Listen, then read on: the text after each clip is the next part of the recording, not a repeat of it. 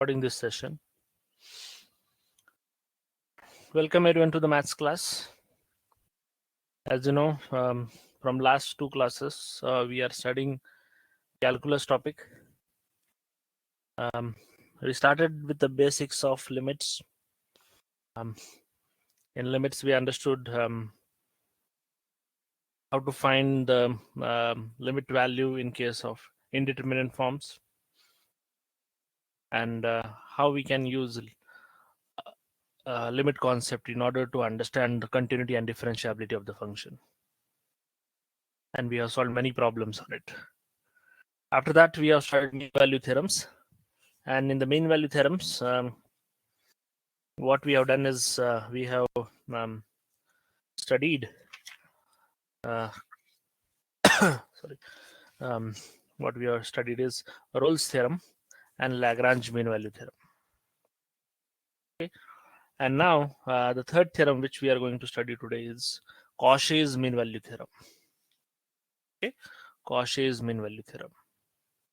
So write down heading Cauchy's mean value theorem.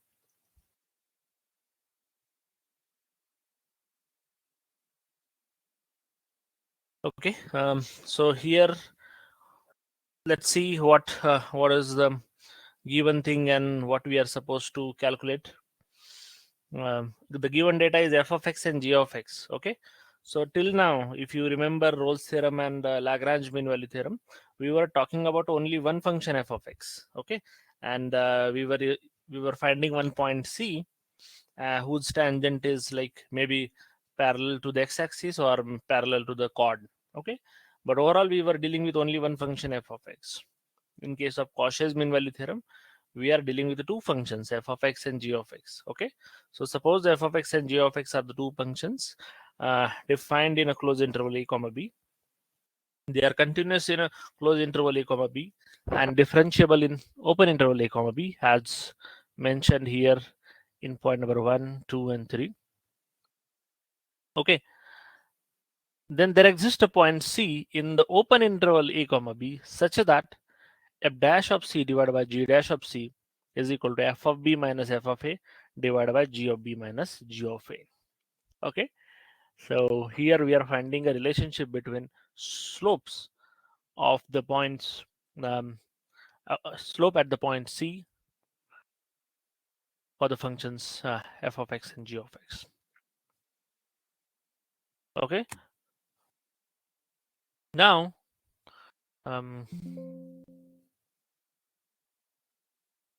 just a minute.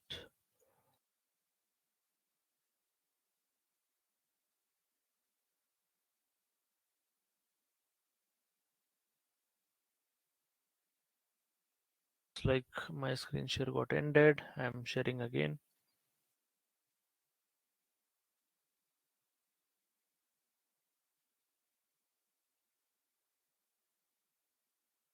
Yeah. So what I was trying to explain is,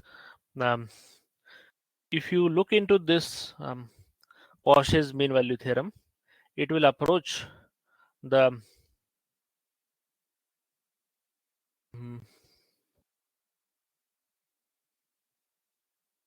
Lagrange mean value theorem. Okay, let me just check it once again. Whether it's Lagrange or yeah, it will approach the Lagrange mean value theorem. So this is our Lagrange mean value theorem. Okay, so you can clearly see under the situation when g dash of c is 1, g of b minus g of a. Okay, so basically what we are saying is g of b is equal to b and g of a is equal to a. It means obviously its derivative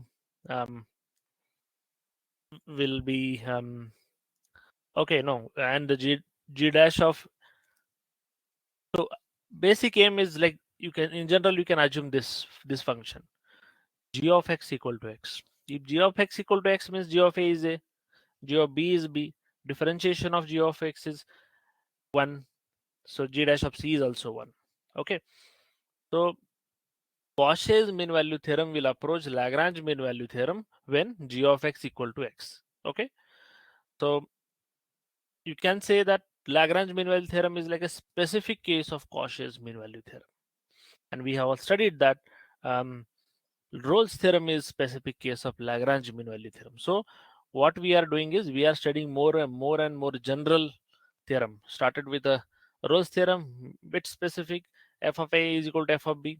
Then studied Lagrange mean value theorem, dealing with a single function, and now Cauchy's mean value theorem, dealing with the two functions, and Lagrange is like one sub part of it.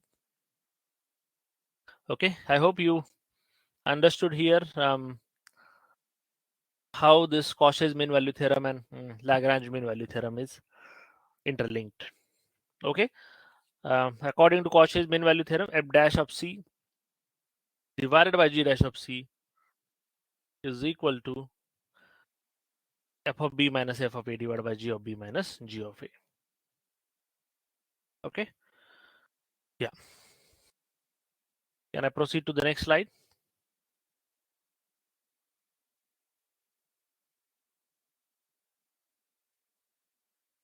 Let's solve some questions on it to make this concept robust. Let me give you a question. If f of x equal to e raised to the power x and g of x equal to e to the power minus x, and these functions are defined in the closed interval 1 comma 3, what is the value of c according to the Cauchy's mean value theorem? Okay, the question is what is the value of c according to the Cauchy's mean value theorem?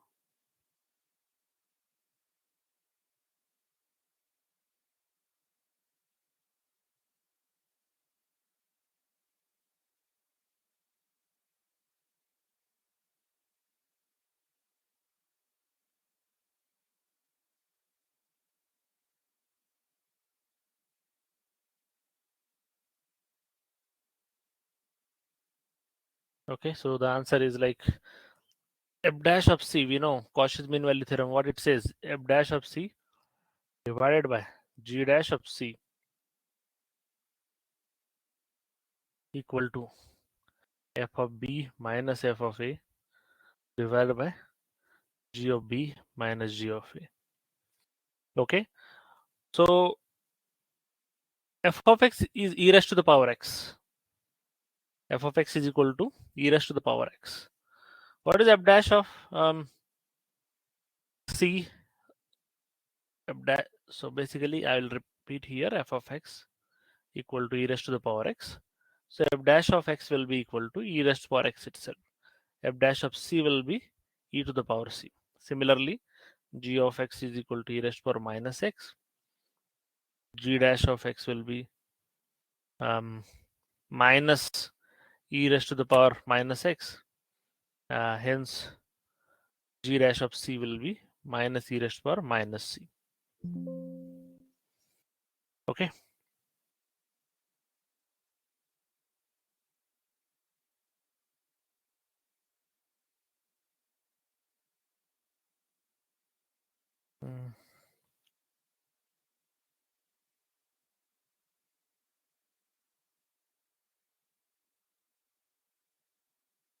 So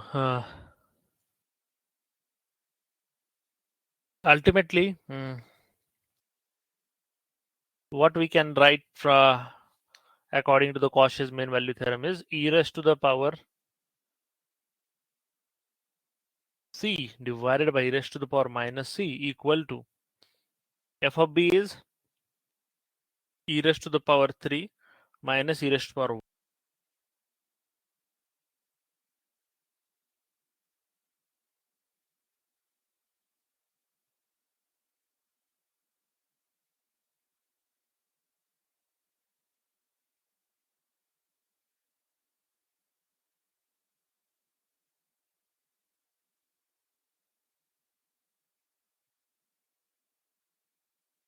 So it's e cube minus e minus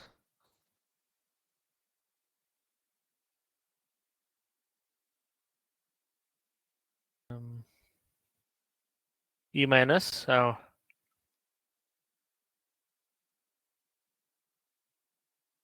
hello.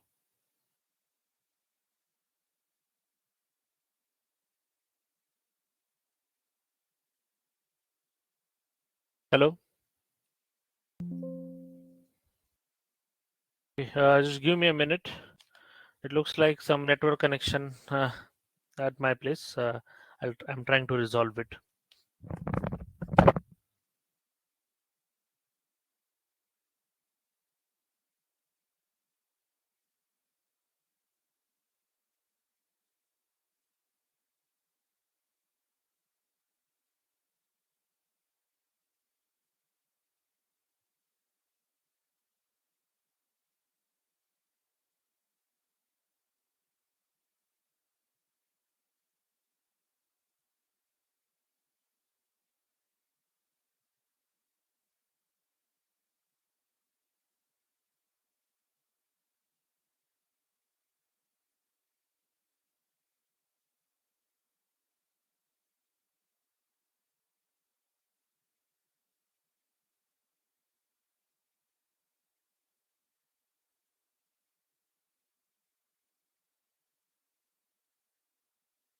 Just give me a minute.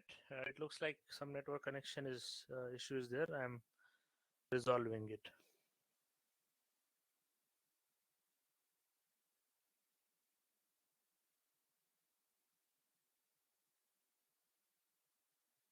Okay, give me a minute.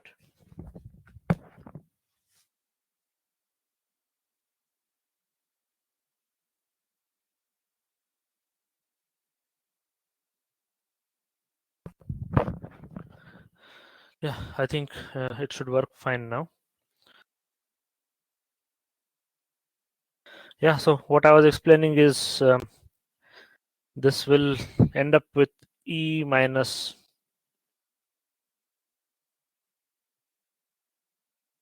E minus E cube divided by e raised to the power 4. If you simplify it, here, if you look, if you take minus common from numerator, this term and this term will gonna end up with same, and they will cancel out with each other. And this e raised to power 4 will go in numerator.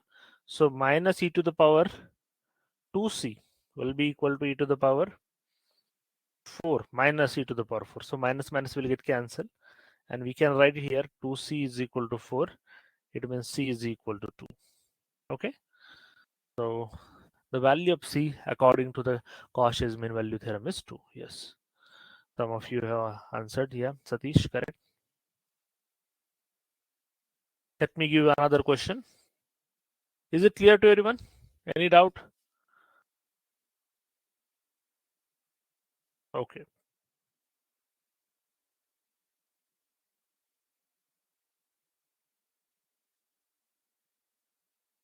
F of x equal to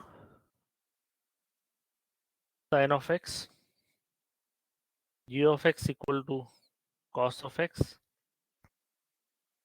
Range 0 to pi by 2. So what is g dash of x? G dash of x is equal to minus sin of x. F dash of x is what? F dash of x is cos of x. So f dash of c is what? Cos of c. G dash of c is what? Minus sin of c. Okay.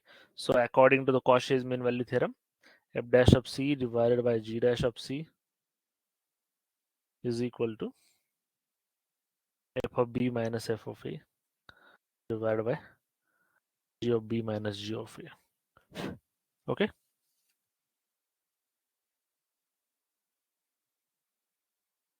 So f dash of c is cos of c divided by g dash of c is minus sin of c is equal to f of b is what? Um, sin pi by 2 minus sin 0 divided by g of b is cos of pi by 2 minus cos of 0.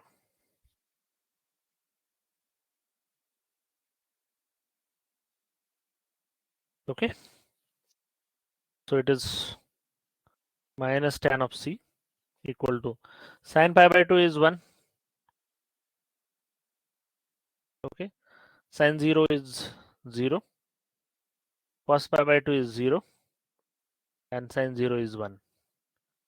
So tan of c equal to 1. Minus minus will get cancelled. So c is equal to tan units of 1 is pi by 4. Okay, and that pi by 4 is lying in between 0 to pi by 2. Yes, correct. Okay.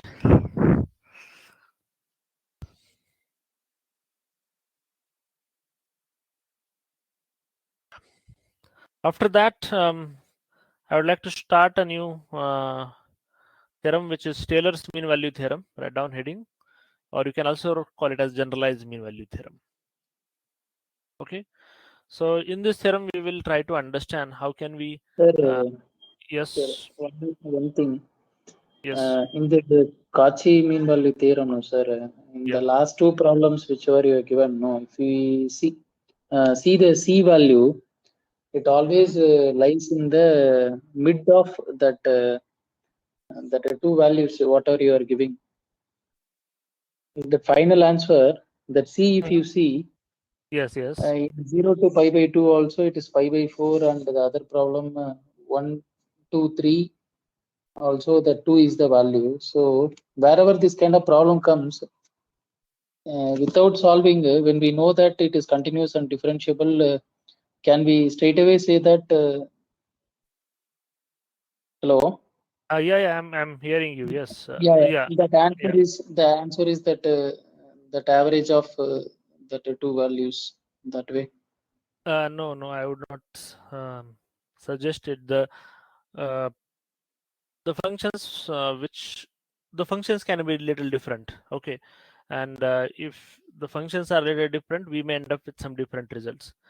But Okay. yeah, for sure you should get value within these two only. Okay, if you are getting some value out of this range, means something wrong has happened in the calculation. Okay, Mm. but not necessarily the central value in between them. Okay. Okay. Yeah.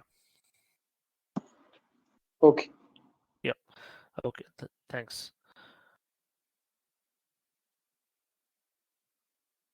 Okay, the next theorem which I would like to start is Taylor's mean value theorem. Okay, here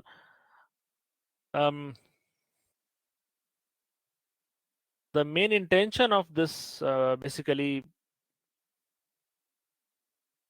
theorem is like you might have studied previously, um, maybe when you're in engineering or in 12th, like we have different series, right? Like e to the power x series is 1 plus x square by 2 factorial plus x cube by 3 factorial, and so on. Sin x series is x minus x cube by 3 factorial plus x raised to power 5 by 5 factorial, and so on. Okay, so some of the series you might have studied previously.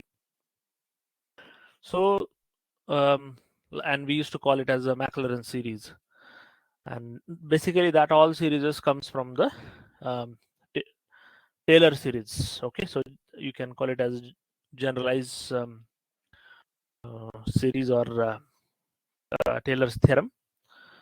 Okay, so what we are assuming here is we have one function f of x, which is in the defined in the interval a to a plus h, and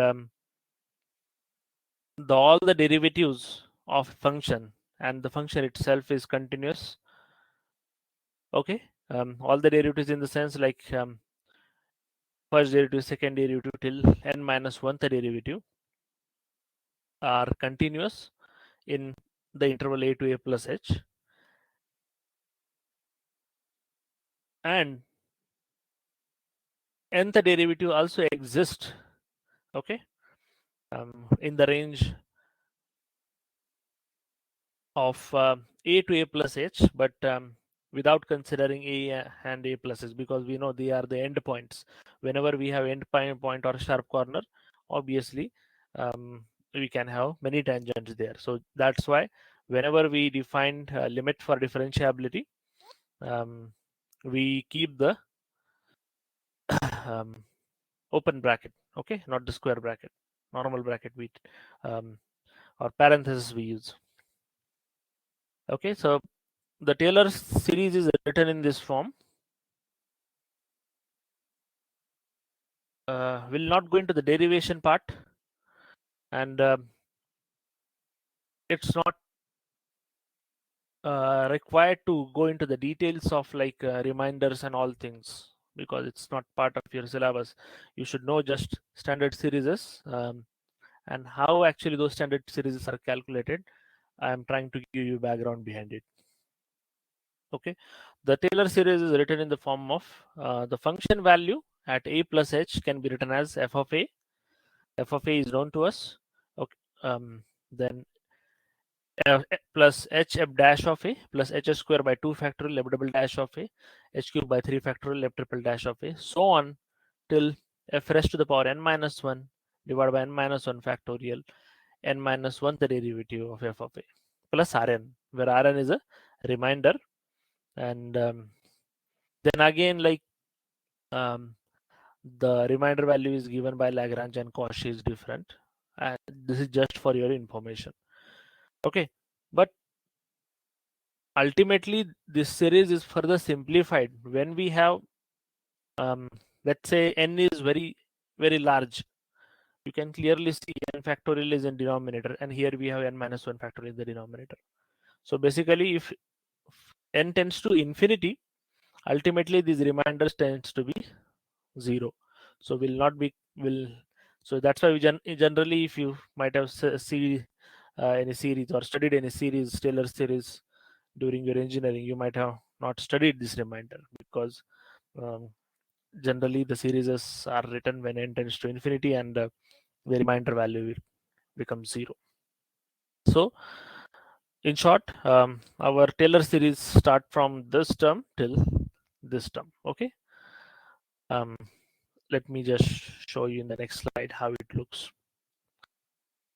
Okay, so as I said, this is the one series which I have given in the last slide, and the remainder term will become 0 when we have n tends to infinity.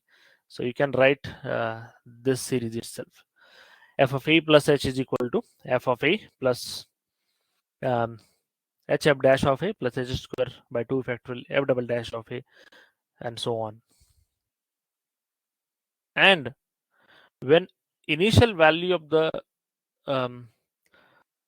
function, like f of a is f of 0, means a is equal to 0, and in that case our assumption is our assumption is like initial value of the function, that is f of a is f of 0. In that situation, uh, we can rewrite this series as shown below, and just replacing h by x, and we call it as a Maclaurin series. Okay. So what is Maclaurin series? A is equal to 0, and if you replace h with x, just variable change, the series whichever you get is called as Maclaurin series. Okay, so Maclaurin series is like a specific version of the Taylor series. Okay, so let me explain you how the series are written for standard functions. So remember that you have terms like f of 0 plus x f dash of 0 plus x square by 2 factorial f double dash of 0 plus x cube by 3 factorial f triple dash of 0, and so on. Okay, so this is the Maclaurin series. So let me go to the next slide, and we'll take a simple example. Let's start with exponential function e to the power x. What is and here I have equation number 1, which shows you the Maclaurin series. So we need terms f of 0, f dash of 0, f double dash of 0, f triple dash of 0, and so on. So what is f of x here? F of x is e to the power x. F dash of x is again e to the power x. F double dash of 0 is again e to the power x, and so on. And if you put x equal to 0, e to the power 0 will be 1. So the value of the function f of 0 and value of all the derivatives is also 1. So this f of 0 is 1, f dash of 0 is also 1, f double dash of 0 is also 1, f triple dash of 0 is also 1. So what is remained in this series? The remain terms are like 1 plus x square by 2 factorial plus x cube by 3 factorial. That's all. So that's how this series is written. Okay. That's how this series is written. And similarly, now you take any other function, e to the power minus x, take derivatives and solve it. You will end up with the series shown in the equation number 2. Okay. And then take another function, maybe sine x. Okay. What is a f of x? F of x is equal to sine x. The f of 0 is sine 0 is 0. So that's why first term became 0. Your series start with x, not with a constant term. What is f dash of x? Cos of x. And what is f dash of 0? Cos 0 is 1. So that's why x into 1 is x. That's why first term is 1 and so on. Okay. So I would suggest you to remember these standard series. I'm just giving you the background behind like how these series are calculated. Later we'll see what kind of questions you can expect in the exam. They will give basically a function and they'll ask you to write the Taylor series expansion. Okay. Or they'll give some options and ask you to choose the correct Taylor series expansion for that function. So the functions can be complex, like a combination of one or two functions, or um, the different versions of these standard functions.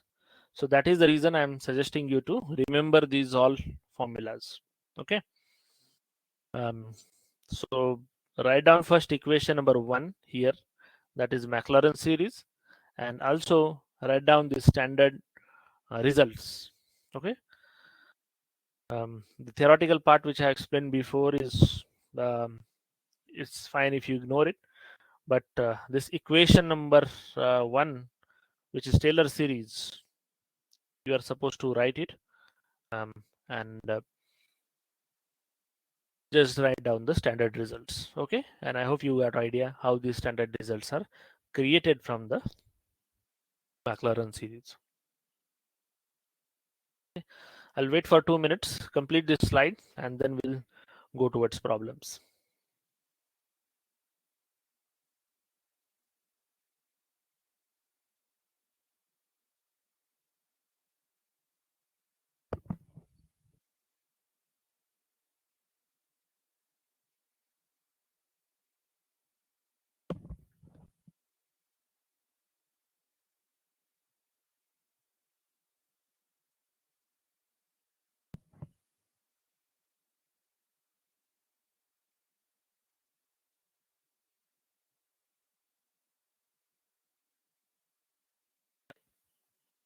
Okay, let me give you questions. Sin x by x minus pi. Right. Taylor series expansion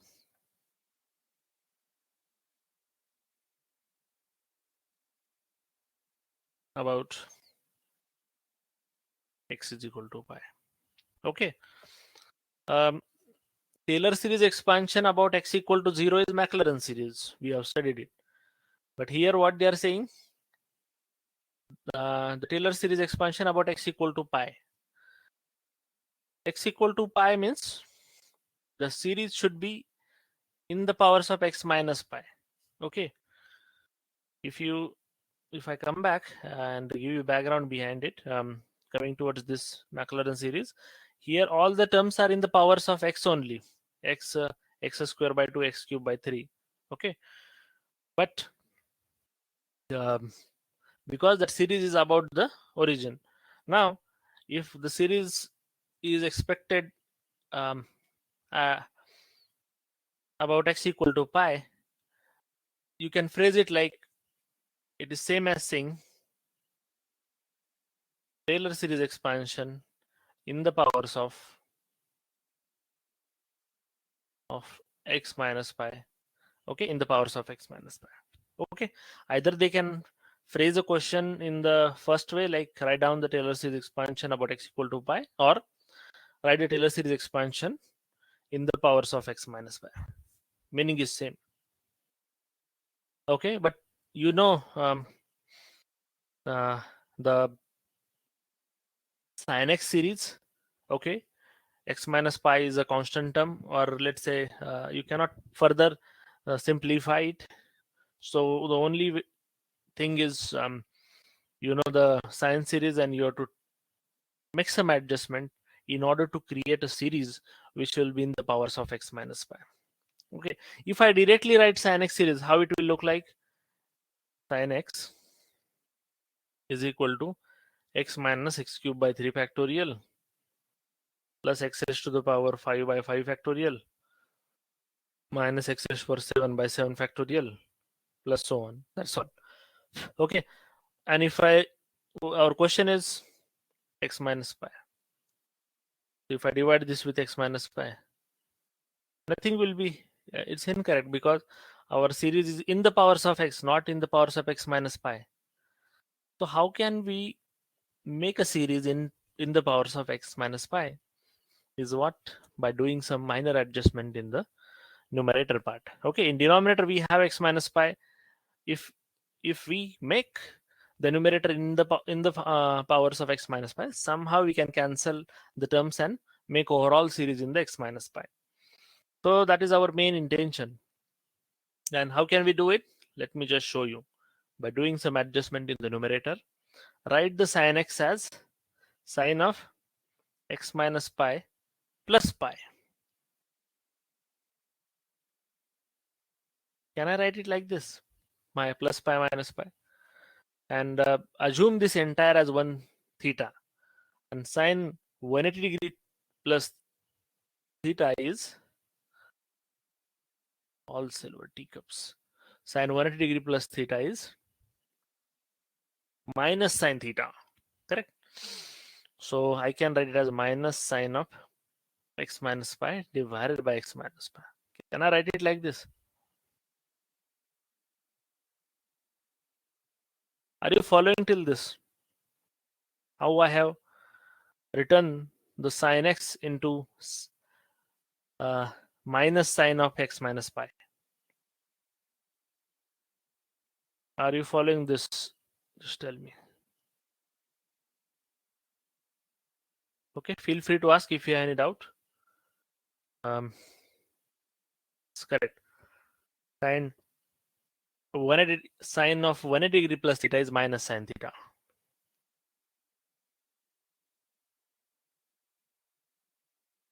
Okay, using this identity. Now, I can write now the series of sine of x minus pi. So minus x minus pi. So basically, this term I'll first of all write in the denominator. Numerator will look like as minus, I'll take outside, x minus pi minus x minus pi whole cube by 3 factorial plus x minus pi whole raised to the power 5 by 5 factorial minus x minus pi whole raised to the power 7 by 7 factorial. 7 and plus so on. Okay. So somewhat this is what it will look like, and then x minus pi terms will get cancelled, and ultimately your series will look something like this. Sin x by x minus pi series will look like minus 1, minus will multiply inside, then plus x minus pi whole square by 3 factorial minus x minus pi whole raised to the power 4 divided by 5 factorial plus x minus pi whole raised to the power 6 by 7 factorial and minus so on. Okay, somehow this will this is how it will look like.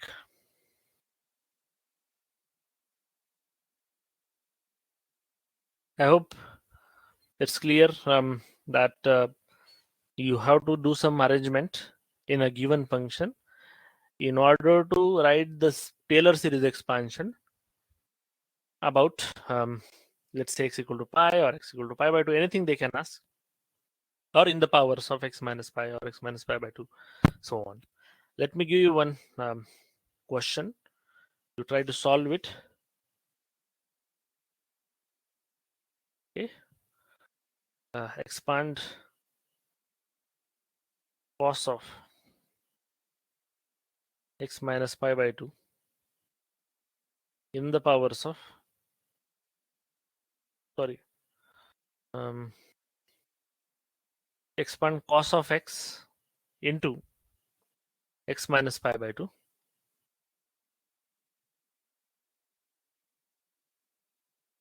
No,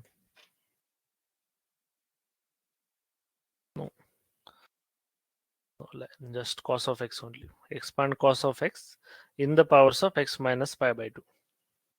Okay, this is the question. Expand cos of x in the powers of x minus pi by 2.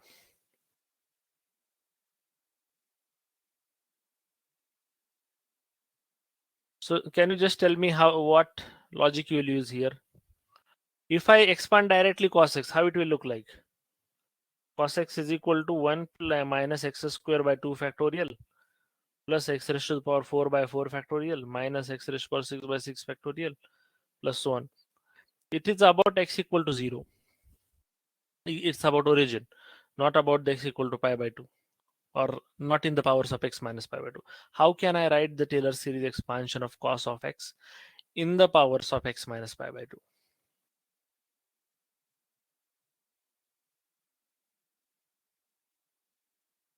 Do some adjustment. Cos of x, can you write it like this? In terms of sign, it is sine of pi by 2 minus x. If I write tan 90 degree plus theta is, sorry, sin 90 degree minus theta is cos of theta.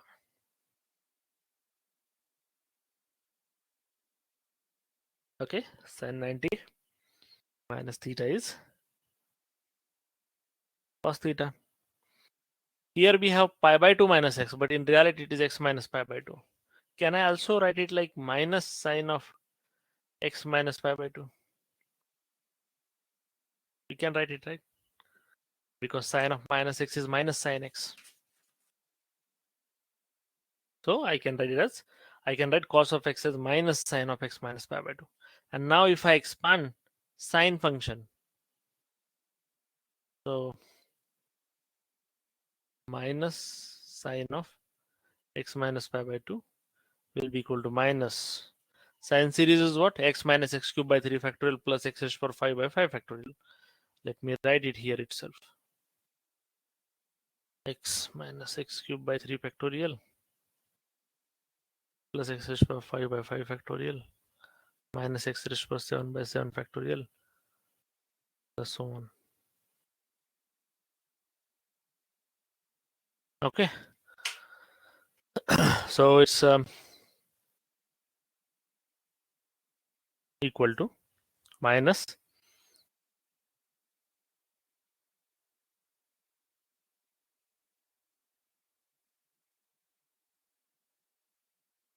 x minus pi by 2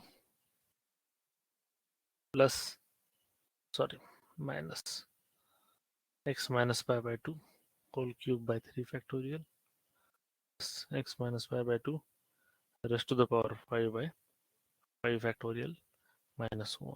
Okay. So in short, this is how it will look like.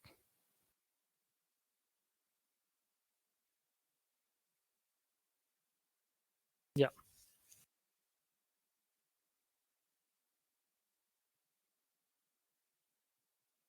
Let me give you some questions for homework. You can try on your own and match the answers. Okay. Can I proceed to the next slide?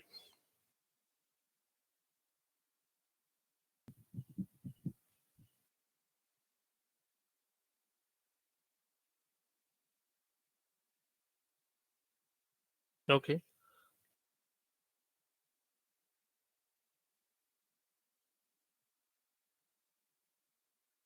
Take some homework questions, try them. If you face difficulty, feel free to ask me.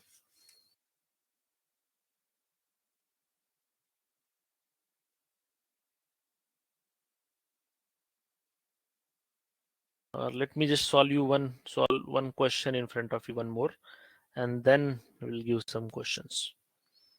Okay, take this question. In the Taylor series expansion,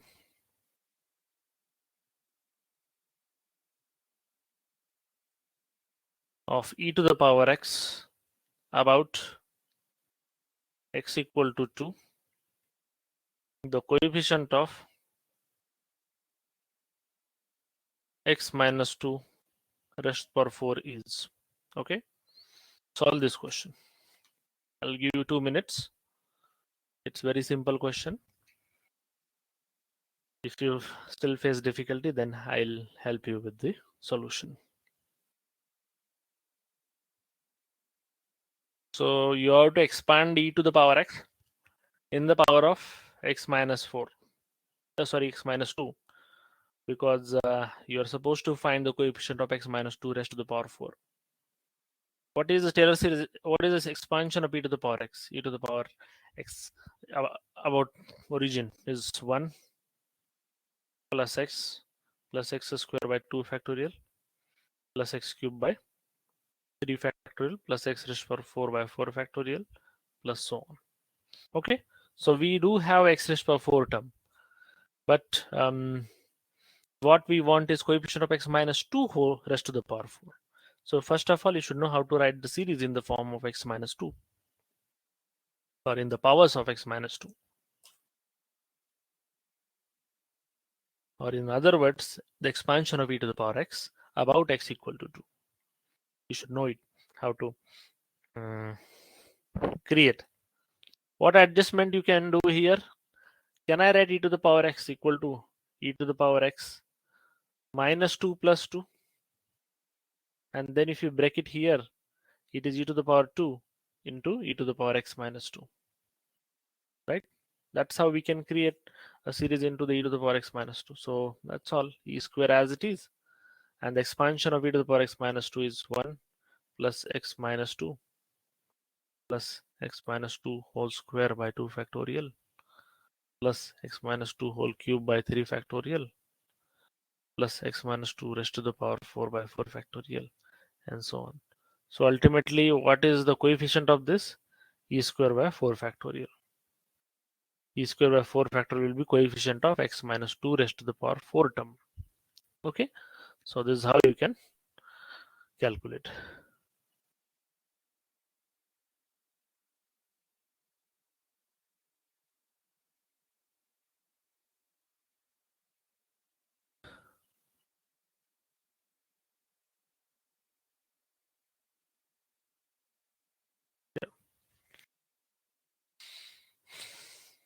Let me give you some homework questions now.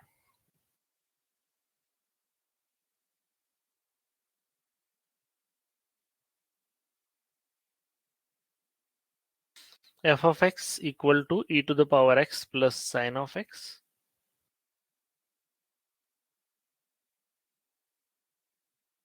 Find the coefficient of x minus pi whole square. Okay, coefficient of x in the expansion of the function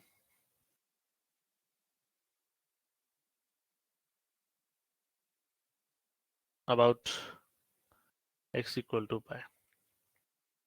In the expansion of the function about x equal to pi.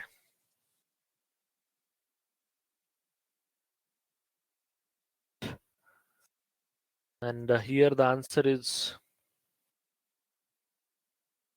e to the power pi divided by 2 factorial. Okay. So you solve this question and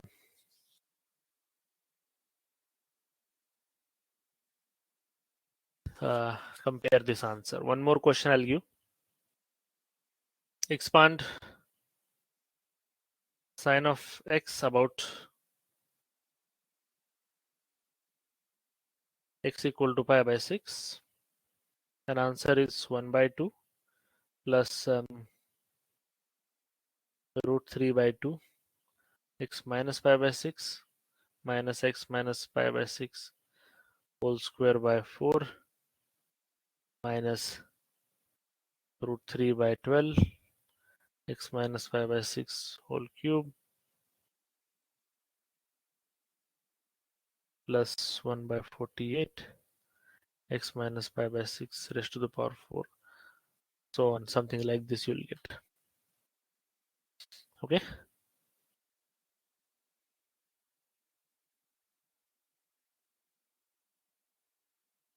yeah,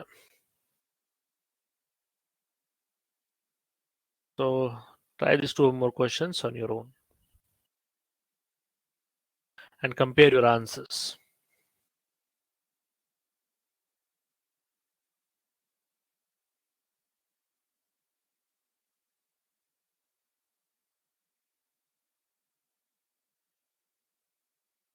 Yeah, if you look into the previous year papers, they are not asked questions mainly on this mean value theorems.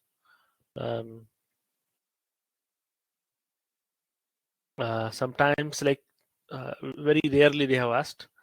You can see continuity differentiability and limits problems, like at least one problem out of this will be there in your exam. So, but we can't say anything as this chapter is like very big compared to others. We should focus on all the topics, okay? But I would suggest give more emphasis on limits, continuity, and differentiability, because if you see the previous year papers, you'll definitely get at least one question from this part. Okay, so this is all about the mean value theorems. Now, next point which I would like to start now is integral. We'll study first the definite and improper integrals, and then we'll study again the derivative part, partial derivative part, because in order to study maxima and minima, we should have knowledge of partial derivatives, okay? And then we will study the multiple integrals. So that is the reason, like, why the reason behind following the sequence is like we will deal with a single variable as of now. So that's why I'm teaching you definite integrals and then improper integrals. Then we will move towards the multiple variables. So we'll try to understand partial differentiation, multiple integrations, and maxima and minima. So that is the reason these topics I'll cover in at the later part of the chapter. But yeah, before that, we should focus on these 2 points, such as definite integral and improper integrals. So this will act as a base for multiple integrals. Okay. So write down heading definite integral.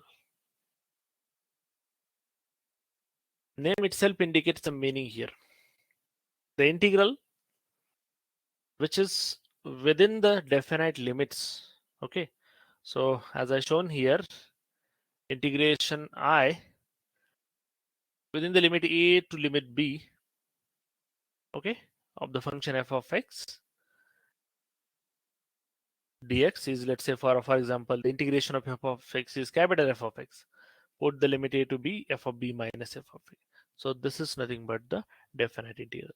Whenever an integral is within definite limits, a and b in general, then we call it as a definite integral. There are variety of definite integrals problems are there. Okay, there is no not a standard rule which you have to use in order to solve all the problems. There can be a lot of unique possible problems are there in the definite integrals, but most of them are categorized into under some properties. Okay, so that is the reason we should understand first what are the formulas or what are the properties of definite integral um, we have. Okay, and this you should remember, because if you remember these standard rules, it will be very helpful for you to solve the problem quickly. Okay, you have to identify the given problem fits into which category and then apply that property and you can solve it. So write down the properties. The first property is, I have already written it. You can also write in parallel.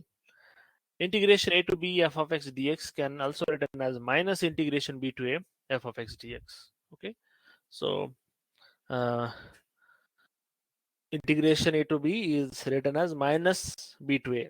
So if you change the limit from a to b to a, sign of the integral also changes. This is the first property. Okay, second property. Suppose if any point is C, which is there in the region A to B. Okay, C is any point in between A and B, then integration a to b f of x dx can be written as a to c f of x dx plus c to b f of x dx. Okay, so this integral you can split into two parts, a to c and c to b. Is it clear till this?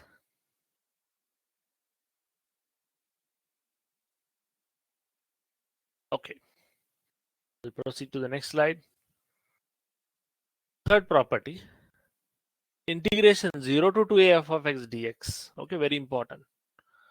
So if your upper, let's say, limit is there, which you can make half of it. Okay, then, and lower limit is of course 0. Remember here it's 0 to 2a. In that situation, you can either write 2 times the integration 0 to a f of x dx if f of 2a minus x is equal to f of x. Okay, remember it's very important. If f of 2a minus x is equal to f of x, then the value of this given function, given integral is 2 times 0 to a f of x dx. Okay, so what we are doing is we are making the upper limit to half and multiplying with the 2. But under this situation, if f of 2a minus x equal to f of x. But if f of 2a minus x is not equal to f of x, then the value of the integral is 0. Then the value of integral will be 0. Okay. The next one is rule number 4. It is for the opposite limit. If integral is minus a to a, I'm using term a, which is very general. It can be 0, it can be pi, or any other thing. So if limit is minus a to a, it can be minus pi to plus pi, minus pi by 2 to plus pi by 2, so on. Okay. So in general, minus a to a f of x dx, it can be 2 times 0 to a f of x dx if function is even. Okay, if the given function is even, or if the given function is odd, then the value of this overall integral is 0. Okay, so look at this properties, they are very helpful. If your problem fits into this opposite limit, and if your function is odd, you don't have to waste your time in calculating the integration, then putting the limits and getting the final answer. Focus on limits. Limits are opposite. Focus on the function. If it is odd function, clearly take the answer 0. You don't have to waste time. Okay, so that's how this property are very important. Okay, so that's how these properties will help you to solve the problem.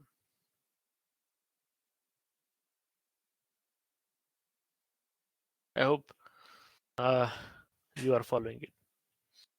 What is even function? Even function is f of minus x equal to f of x is there, then you call it as even function. What is odd function? F of minus x equal to minus f of x, then you call it as a odd function. The example of even function is cos function, or square of x square, x raised to power 4, even powers of x in general. These are the examples of even function. Odd function is odd powers of x, and sine function is also an odd function. Okay, so these are some examples of odd function. I hope the properties are clear till property number 4. The next property number 5, integration a to b f of x dx can be written as integration a to b f of a plus b minus x dx. Okay, this is also very important. A and b are lower and upper limit. So f of x dx can be written as f of a plus b minus x dx. Okay, so write down these properties.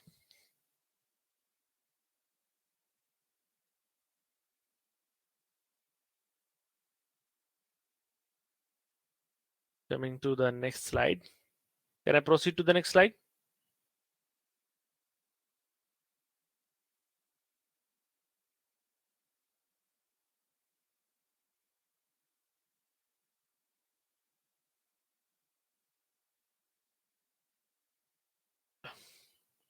Let me go to the next slide. Property number 6. Okay. What the property number 6 is? Integration a to b x f of x dx. So whenever you have x in multiplication, then you can write it as a by 2 integration 0 to a f of x. You can remove this x under this condition if you have f of a minus x equal to f of x. If this condition is satisfied, you can rewrite x f of x dx as a by 2 times f of x. Okay, so you have to just multiply with a by 2 and you can remove this x. Okay. The next property is integration 0 to pi by 2 sin raised to the power. Yes, fx dx, right. The next property is 0 to pi by 2 sin raised to the power x dx, or integration 0 to pi by 2 cos raised to the power nx dx. Okay, so whenever we have problems in which nth power of sine or cos is there and you're supposed to find out the integration within 0 to pi by 2, okay, it can be cos or it can be sine, don't worry, formula is same, is n minus 1 divided by n. Okay, so sequence is like n here, then n minus 1, n minus 2, n minus 3, n minus 4, n minus 5, so on until you get 1 by 2 into pi by 2. Okay, if n is even, you will end up with this term. Let's take an example. If n is for example 6, so it is 5 by 6, correct? Then here okay, 6 5, then here 4 3, so it's a 3 by 4, and then next term will be 1 by 2 into pi by 2. Are you getting? If n is equal to 6, if n is equal to odd number, let's say 5, in that case you will end up with a 5 as n minus 1 will be 4, next term will be 2 by 3 into 1. Okay, if n is odd. So remember these formulas. The sequence is same here, but here whenever 1 by 2 comes, pi by 2 you have to multiply. Whenever 2 by 3 comes, you have to just multiply with 1. That's all. So these are the simple tricks to solve the problem. So any integration sin raised to the power 8x dx, cos raised to the power 7x dx within the limit 0 to pi by 2, you can easily solve with this properties. Okay. The next the last property number 8 is if sine and cosine functions are in multiplication with each other with some powers, and the limit is same 0 to pi by 2. So 0 to pi by 2 sin raised to the power mx into cos raised to the power nx. So for example, sin square x into cos cube x, sin raised for 8x into cos raised to the power 12x, anything. Okay, m and n can be any value. In that situation, the formula is m minus 1, m minus 3, m minus 5. So odd numbers you are subtracting until you get 1 or 2 into n minus 1, n minus 3. Same for n until you get 1 or 2. Then you have to stop, divided by m plus n m plus n minus 2, m plus n minus 4, so on. So here we are subtracting the even numbers. In the numerator part we are subtracting the odd numbers, in denominator part we are subtracting the even number, but from the addition of m and n. Okay, this is little different. And then overall you have to multiply with a k. What is this k? K will be either pi by 2 or 1 depending on whether m and n are even or odd. Suppose if m and n are even, both of them are even, then it's a pi by 2. If any one of them is odd or both of them is odd, in that case the value of k is 1. Okay, so yeah, some of the properties you might be studying for the first time, but ultimately what I'm trying to explain is with this property, um, at least like majority of problems you can um, categorize and solve them easily. I'm not saying these are the only properties and you can solve all the problems. There will be separate tricks for some problems which I'll explain some of the tricks. Okay, but in general, if you want to understand the definite integrals, there are variety of possible problems. Okay, there is no hard and fast rule. There are variety of possible problems, so it's more um, if you solve more and more problems, it's good. You will get idea how to deal with the different kind of problems. Okay, so with this theory part, let's try to look into some numericals. Okay, in some numericals I'll give you some more notes, okay, or the properties which you can remember, so that similar question comes you will be able to solve it. Okay, let's take a first question. Okay, try to solve it. Integration, you know from schooling. Okay, you are solving it I think from 10th onwards, so those type of questions are there. Integration 4 to 5 x plus 2 divided by x square plus 4x minus 21 dx.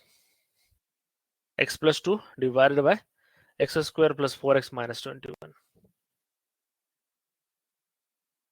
Yeah, try to solve this question and tell me the answer. General question. Okay, and I'm upfront telling you none of the property which I have given till now will work for this. Okay, so think on it freshly and tell me the answer, or at least how you will proceed.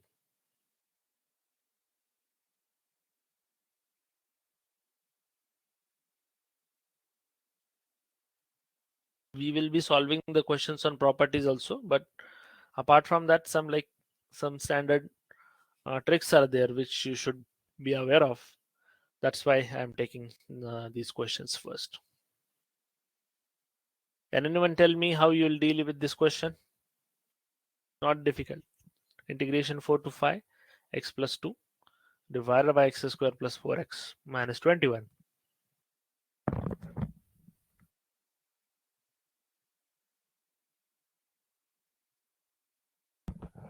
Split the denominator. Why? Can you split it and can you cancel x plus 2? I don't think so.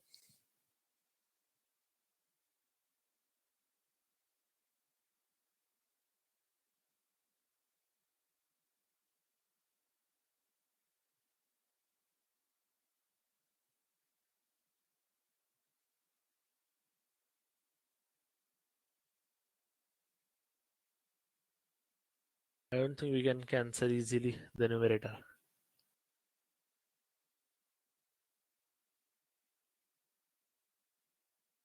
Yeah.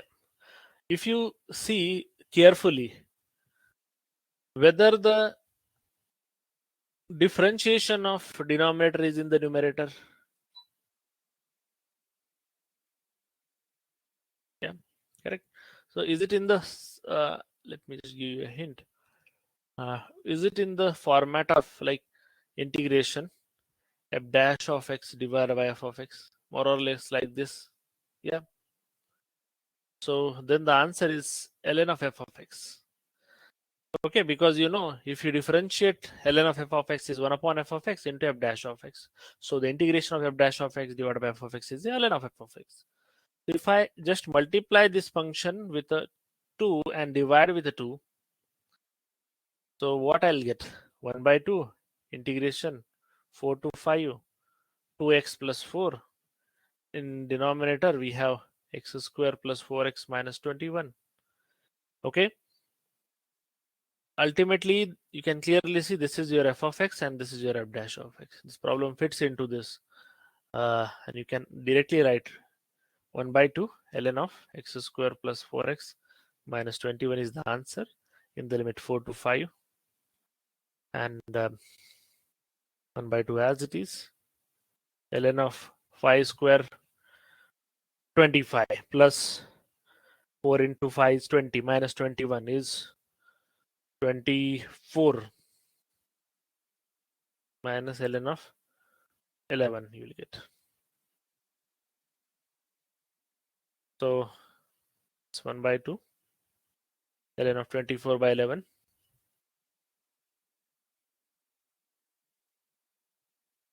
and this 1 by 2 will go into the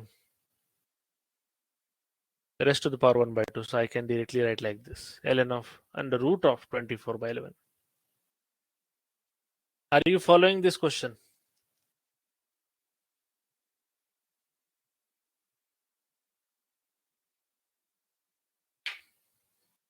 Any doubt in this question? Is it clear? So this hint is very important. So keep this hint in mind. So whenever you get, especially let's say cos in the numerator, sine in the denominator, or basically some polynomial in the numerator or the another parent polynomial in denominator, and you think like it somehow with some minor adjustment it can be converted into f dash of x by f of x format, then this hint or property will really help you.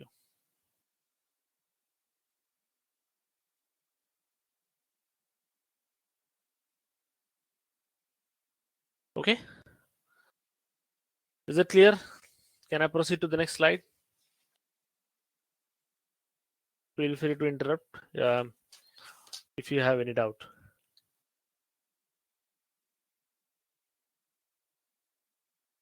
Okay, next question. Integration 4 to 5 dx divided by x square plus 4x minus 21. Solve this question.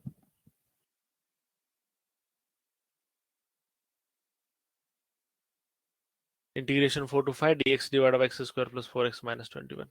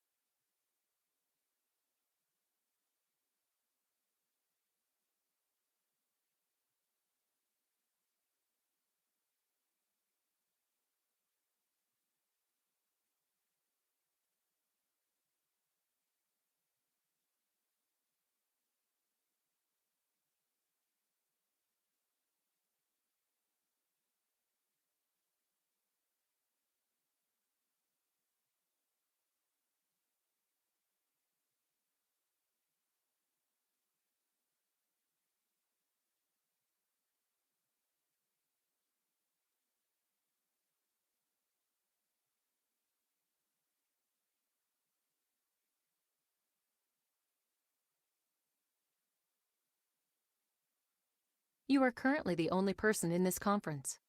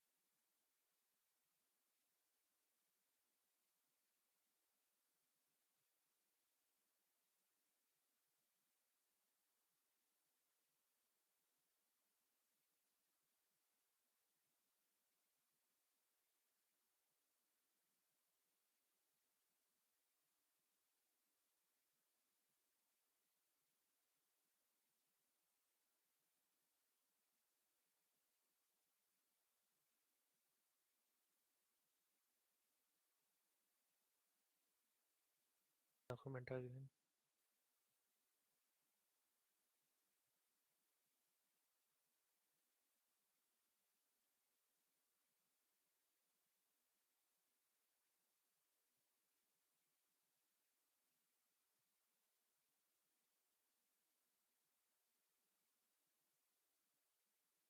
Okay, so the question was integration 4 to 5 dx divided by x square plus 4x minus 21. Anyone have solved it? You can post your answers. If not, then I'll help you. So whenever you have a write down a hint, one more here. Okay, one more hint. Whenever you have 1 upon quadratic, integration of 1 upon quadratic function. Okay, in such situations, um, either try to convert this problem into 1 upon x square minus a square, or 1 upon integration 1 upon x square plus a square form. And let's say the formula is 1 upon x square plus a square is 1 upon a tan inverse of x by a plus c. And integration of 1 upon x square minus a square is 1 upon 2a ln of x minus a divided by x plus a c. Okay. Um, so this is the hint which you should use. Final answer here is Satish. No, looks like something is different. You missed it. Let me just show you how it will look like. Can I write it like this? 4 to 5 dx x square plus 4x plus 4. So in general, x plus 2 whole square plus 5 square, 25 square, minus 5 square. Okay, I can write it like this. Suraj, you are 90% correct. Slightly a small mistake you have done. Please check your answer. Some small silly mistake you might have done. Okay, but yeah, your most of the terms looks correct. So you can clearly see this is in the format of this integration of 1 upon x square minus a square. So 1 upon 2a, a is here 5, so 1 upon 2 into 5 ln of x minus a, x is x plus 2 minus 5 divided by x plus 2 plus 5. Okay, limit is 4 to 5. 1 upon 10 ln of, if you put 5, what will happen? 2 divided by 12. minus, okay, again ln of, if you write 4 minus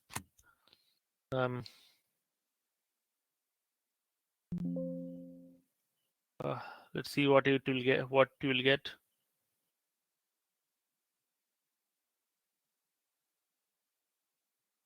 Mm,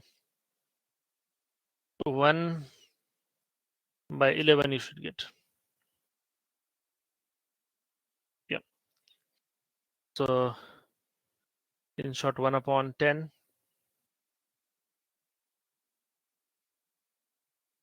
1 by 6 divided by 1 by 11. So in short, 11 by 6. Okay, this is the answer.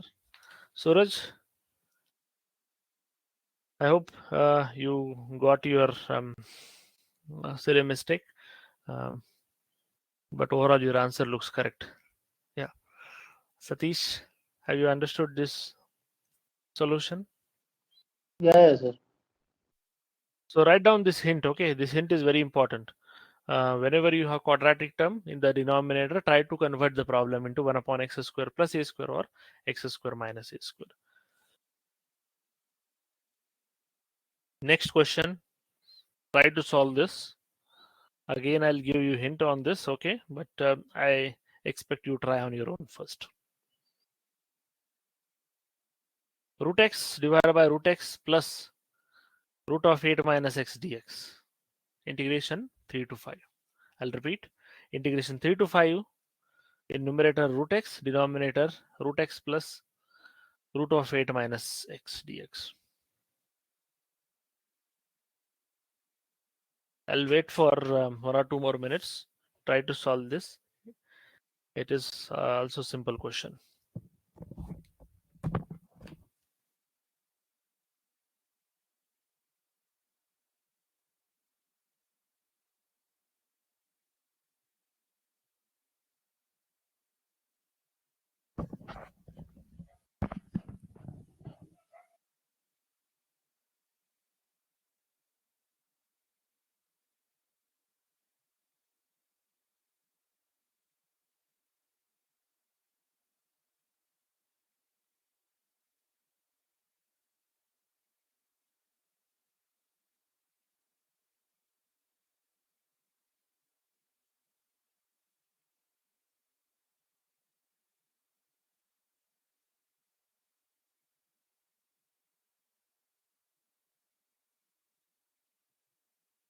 Okay.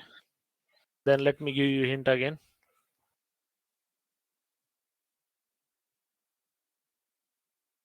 Answer is Hint here 1, sir. is 1, sir. 1. Yes, correct. Answer is 1.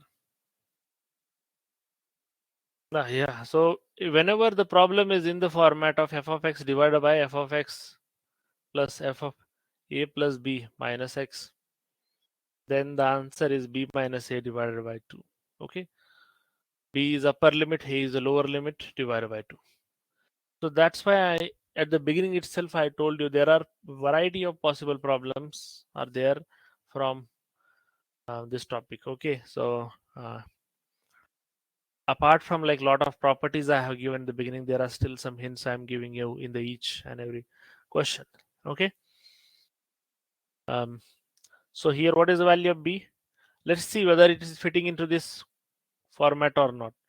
So here f of x is root x and f of a plus b minus x is f of 3 plus 5 minus x. So it is f of 3 plus 5 is 8 minus x, and that is equal to root of 8 minus x. That's all. Correct. So basically, it's matching exactly.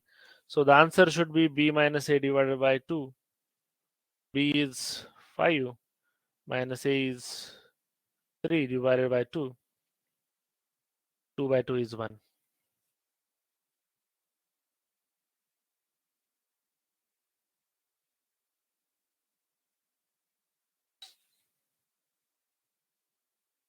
The next question.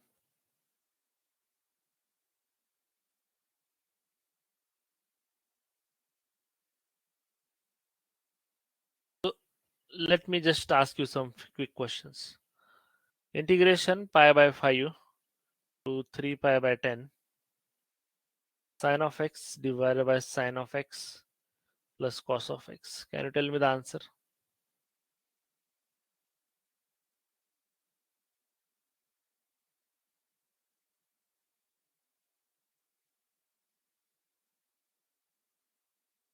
Can you tell me the answer for this question?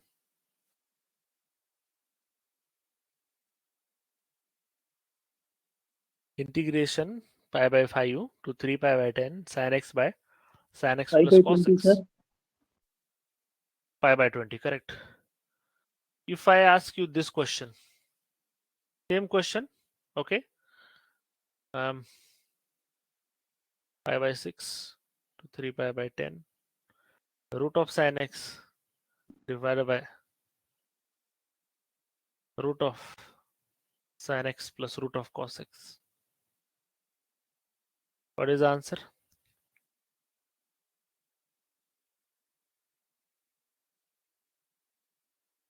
Same property you have to use, which I have given you before. F of x divided by f of x plus f of x plus f of a plus b minus x is equal to b minus a divided by 2.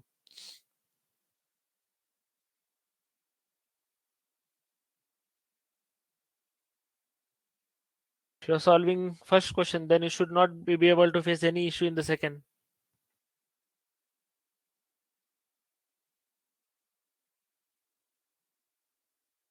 It's also pi by 20. Do you agree? Because this is your f of x, this is your f of x, this is your f of a plus b minus x. A is pi by 6, b is 3 pi by 10. If you add them, what will happen? Sorry, a is no, sorry. I have mistakenly given you here pi by 6. It is pi by 5. Okay, correct it. Pi by Then 5. answer is correct, sir. Yeah. I have mistakenly written here pi by 6. It's a pi by 5 itself. So pi by 5 plus 3 pi by 5. It is, you can write 2 here, 10 pi by 5. Sorry, 5 pi by 10, which is pi by 2. Okay. So a plus b is pi by 2, and the sine of 90 degree minus theta is cos theta, and cos of 90 degree minus theta is sin theta. So this is your f of b, a plus b minus x. So there are variety of possible problems I can create from this. The one created is this. Second I can create is this. In integration, same limit pi by 5 to 3 pi by 10. Sin x I can take in denominator, and I can write it as 1 plus cot x. Then also answer is pi by 20. Do you agree?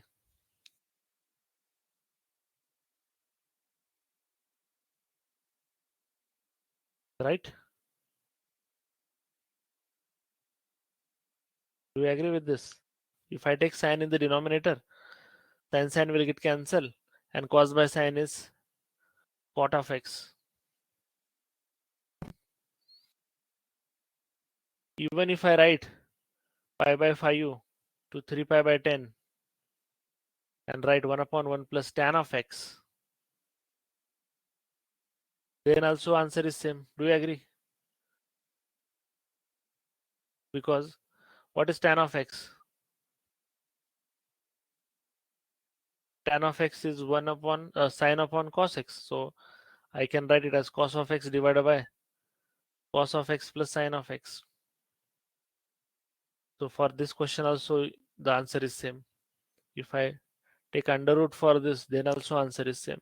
So basically, just by simplification, you can see like all these problems are interlinked with each other. Even if I write root of tan x, the answer is same. Root of cot x, the answer is same. Okay, are you following me? So basically, if your question comes into this format, integration f(x) divided by f dash of x, sorry, f of x divided by f of x plus f of a plus b minus x, then answer is b minus a divided by 2. Okay, and these are the variety of problems I have already shown to you. I hope it's clear to you.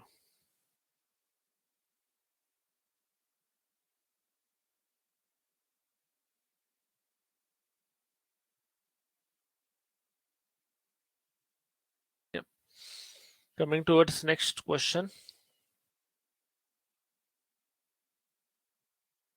Integration 0 to pi by 2 log of tan x. Okay, solve this. So you can think which of the property I have given till now will help you to solve the question. Okay, I have listed some 8 properties in the beginning. Go through it and think how can we solve this question and what is the answer for it.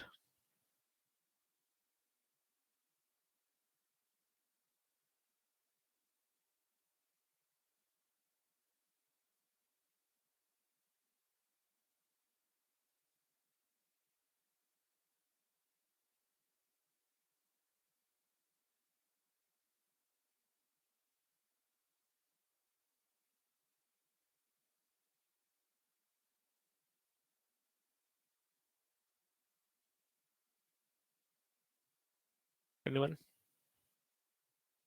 Okay, I'll wait for 1 more minute and give you hint basically and try to answer now.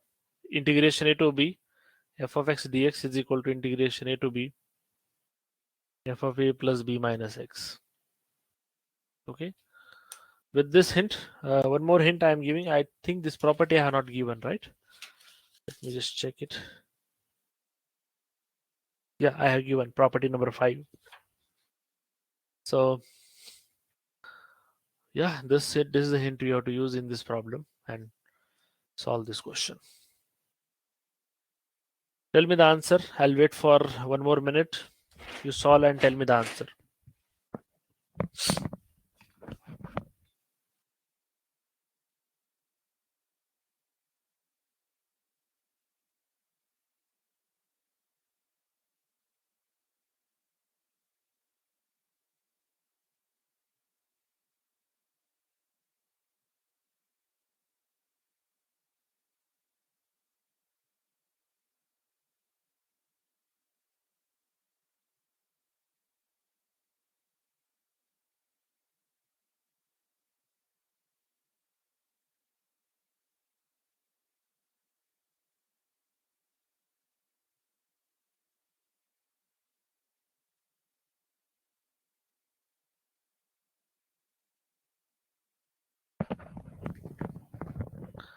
Okay, no one is answering.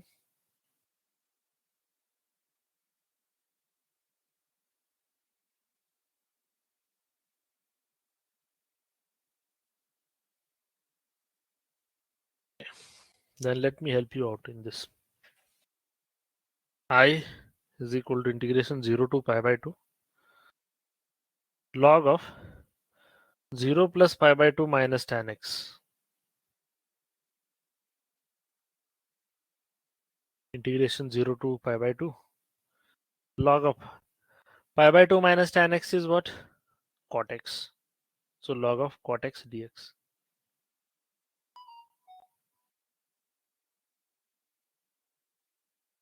Okay, so this is your question number 1. Your question number 2.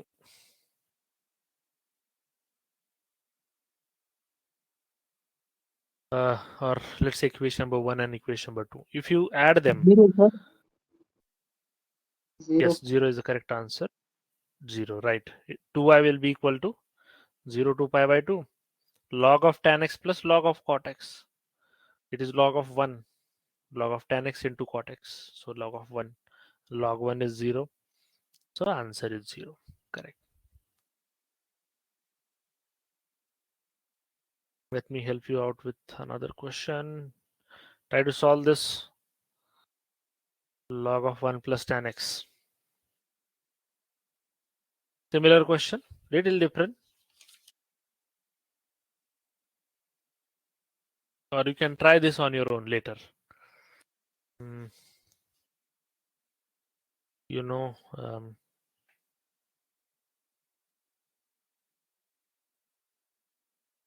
or we'll solve this one and then I'll give 2 homework questions later.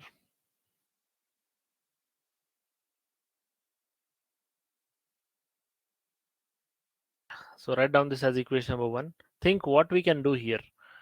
Can we use the previous approach? Yes or no? Whether that will simplify this. Suppose is I.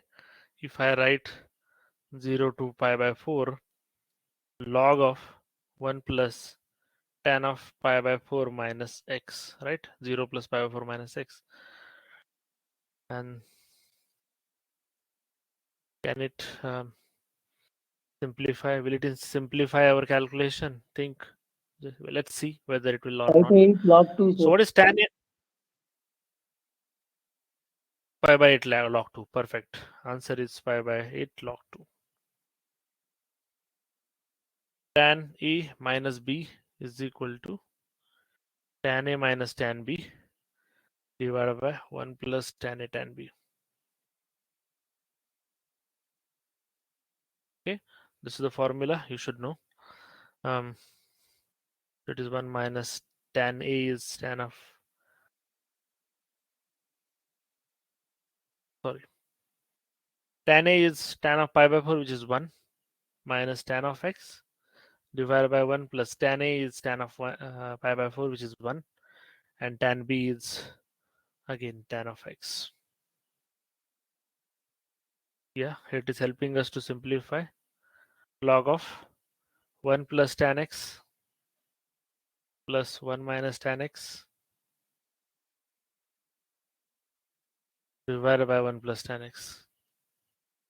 So this tan x is getting cancelled. 0 to pi by 4 log of 2 by 1 plus tan x, or I can write as log of 2 minus log of 1 plus tan x. So this is also I equation number 2. So if you equate them, 2i is equal to, you can write 2i is equal to equation integration 0 to pi by 4 log 2 you can write, because this term, if you it is basically I itself. So if it comes to the left side, I plus I will be 2i, and 2i is equal to integration of log 2. Okay, and then log 2 integration is log 2 as it is constant. So integration of dx is x. Putting the limit 0 to pi by 4, you will get log of 2 into pi by 4. This is your 2i, and I will be equal to pi by 8 log of 2.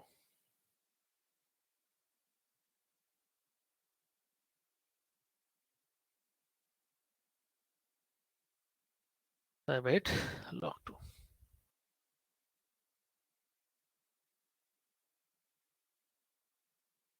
Is it clear?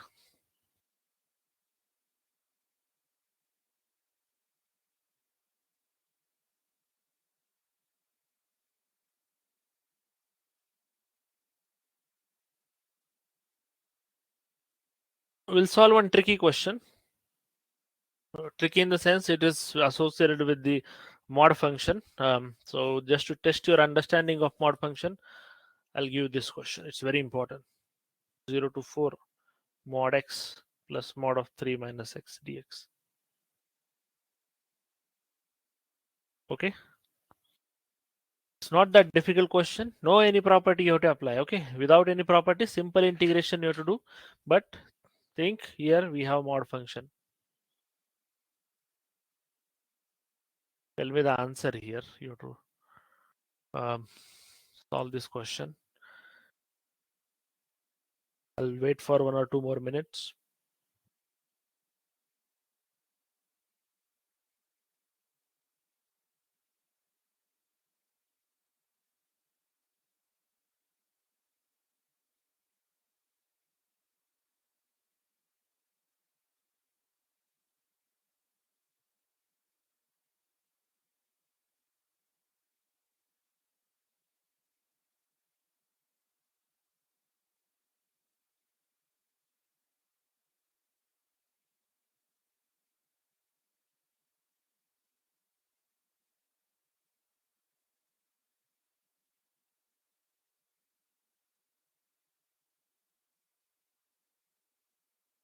Okay, let me help you out.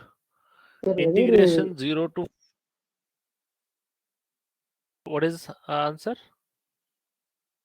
no, sir. This integral exists, sir, basically. Yes, yes.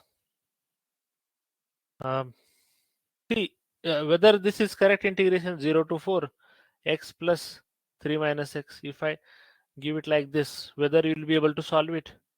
Yeah. Yeah. So why can't you solve this? Like, but you have to think like how you can write the function and all. It is a mod function then, but you should know how can we convert into the normal function.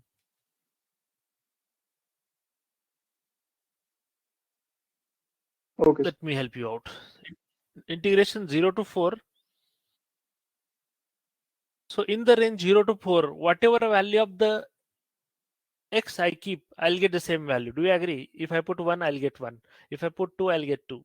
If I put x equal to 3, mod of 3 is 3. If I put x equal to 3.5, mod of 3.5 is 3.5.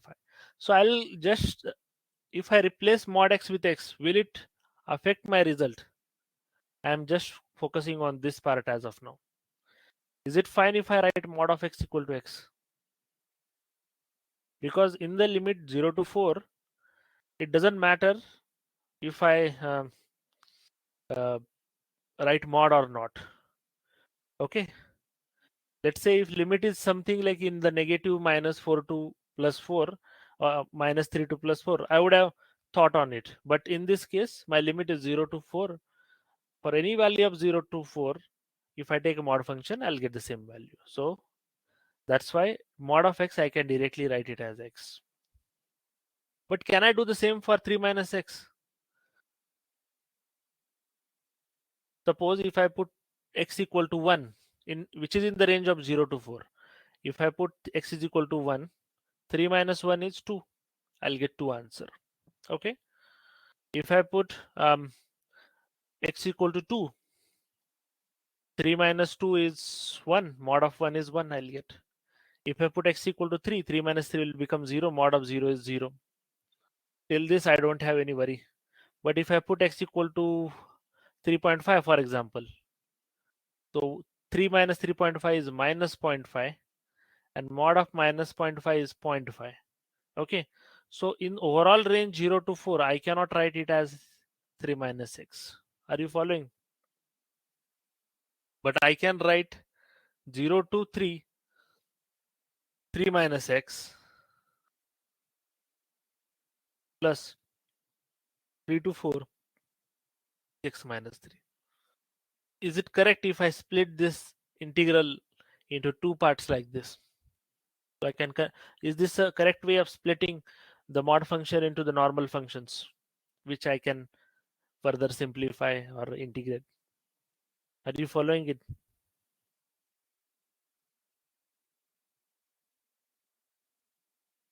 Remember, the output of mod function is always positive. So your aim is to get the positive answer in the range of 0 to 4. That you can achieve only when you split this integral 0 to 4 into two parts, 0 to 3 and 3 to 4, and use the different functions. In the 0 to 3, you should use 3 minus x.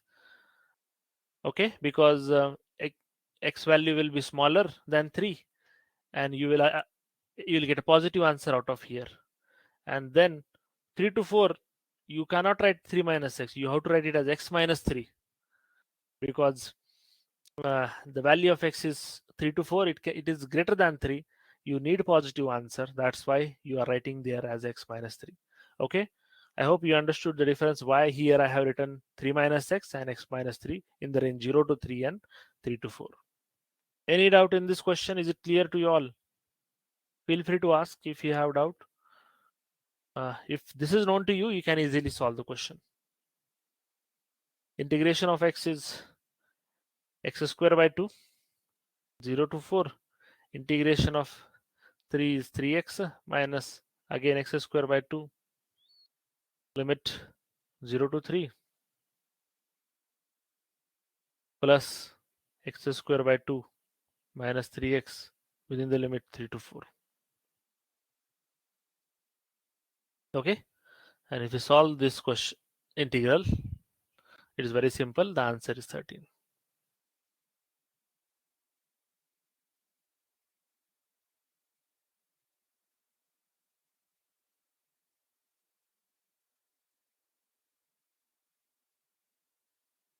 Okay.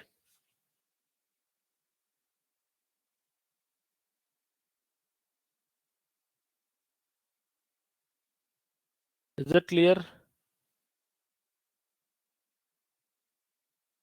Can I proceed to the next slide? Next question.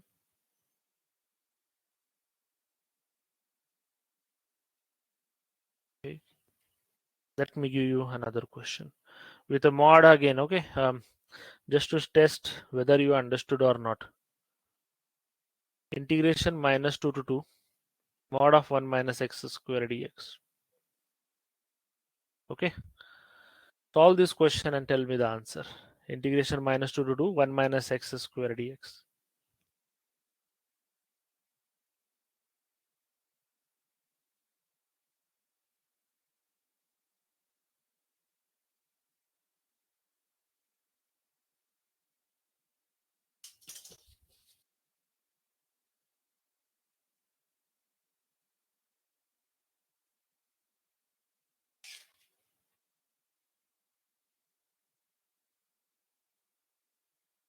I'll wait for 2 minutes.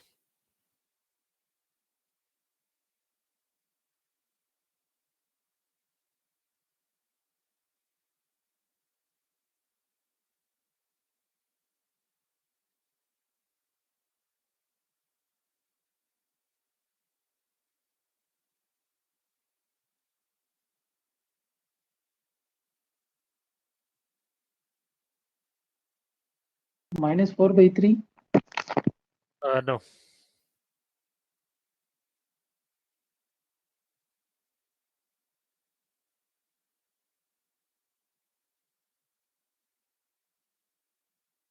No.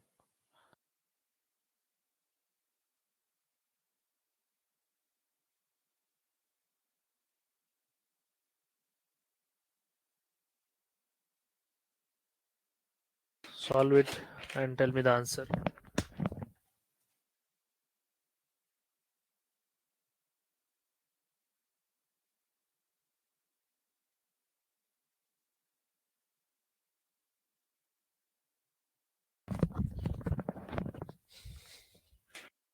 Four is the correct answer. Okay. Let me help you out in this. See, ultimate aim is getting a positive answer out of mod function. Mod function always gives us positive answer. If I put any number, the range is minus 2 to 2. If I put any number from minus 2 to, let's say, minus 1, minus 1.5. Okay. Minus 1.5 square will be bigger than 1. So the entire value 1 minus x square will be a negative. And if I take mod, then I'll get positive answer. So should I write minus 2 to minus 1 x square minus 1 dx to get a positive answer out of it, right?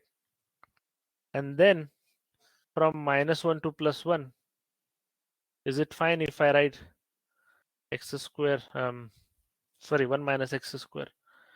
Because if you put any value of x that will be less than 1, its square will be again less than 1. So you'll get a positive answer. But again, if you go from 1 to 2, its square will be more than 1. So to get the positive result, you should write it as x square minus 1 dx. So this is how you have to split the limit from minus 2 to 2 into the three parts: minus 2 to minus 1, minus 1 to 1, and 1 to 2, in order to write the mod function into the normal format. I hope you are following it. And then integrated x cubed by 3 minus x minus 2 to minus 1 plus x minus x cubed by 3 minus 1 to plus 1 plus x cubed by 3 plus x cubed by 3 minus x 1 to 2. Okay, put the values and finally you will get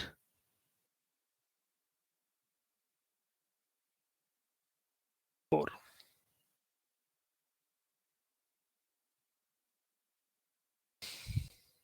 Okay. Any doubt in this question? Okay, no doubt. Then let me give you another one. Integration 0 to 1 x into 1 minus x raised to the power 5. Solve this question and tell me the answer. I'll wait for 2 more minutes. You can type your answer in the chat group. You can hint is one of the properties you have to use here. Integration a to b f of x dx is equal to a to b a plus b minus x dx. Okay, solve and write down your answer in the chat group.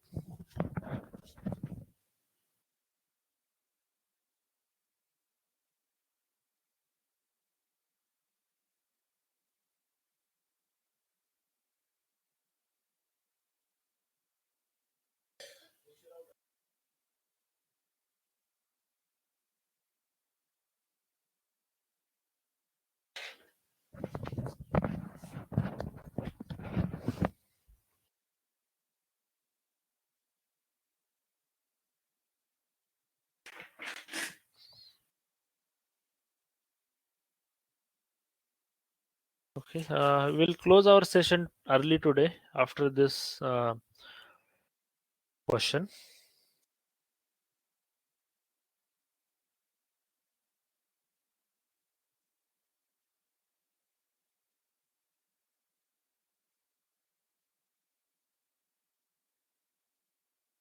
Anyone has solved this? See, why I am using this property because it's 1 minus x raised to the power 5. I don't know the expansion of it. Okay, even if I know it is like very huge and it will waste my time. But if I use this property, I can write the function as 0 to 1. X I can write it as 1 minus x, and 1 minus x I can write it as again 1 minus x raised to the power 5. So ultimately what I'm writing is 1 minus x, 1 more will get cancelled, minus x raised to the power 5. Sorry, minus minus will become plus x raised to the power 5. So this comparatively this is easier, right? Because equation 0 to 1 x raised to the power 5 minus x raised to the power 6 dx, and x raised to the power 6 by 6 is the integration of x raised to the power 5, and x raised to the power 6 integration is x raised to the power 7 by 7. Putting the limit 0 to 1, you will get 1 by 6 minus 1 by 7, which is 1 by 42. Correct?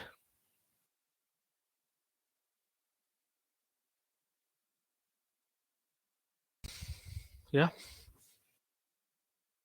Are you following it?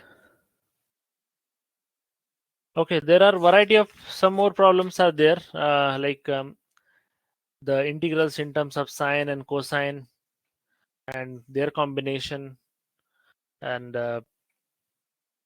some integrals with let's say the rules which I have given you, like odd and even functions, something like that. I would like to cover that into the next session. Because of some personal reason, I'm going to end our session maybe around 10 minutes early today. We'll cover up this in upcoming sessions. Okay. Sorry for this inconvenience. We'll close early today, and we'll in the next session we will continue this uh, definite integral part, and solve some questions, and then we'll start the improper integrals. Okay. If you have any doubt till this, feel free to ask.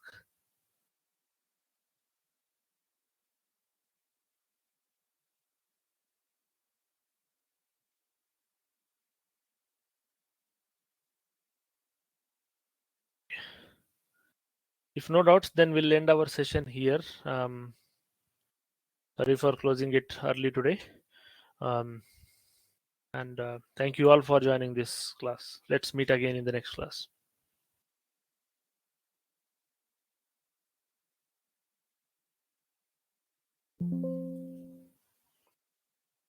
Thank you. Good night.